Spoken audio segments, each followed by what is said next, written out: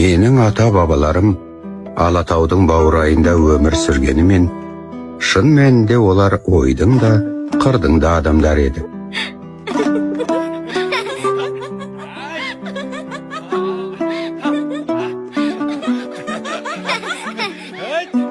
Ал менің маңдайыма төбелері көк тіреген үш қоңыр жайлауында дүние есігін ашуды жазыпты.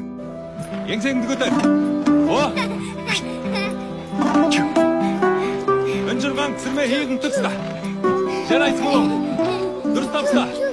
Ата-анам бойындағы әнге деген құмарлық мағанда дарғандай. Содан да болар, әлі күнге дейін домбыра менің жан серігім. Зеңгір көк әрқашан менің бала кезімде көрген қалпында, сәбидің жанындай таза, жігіттің арманы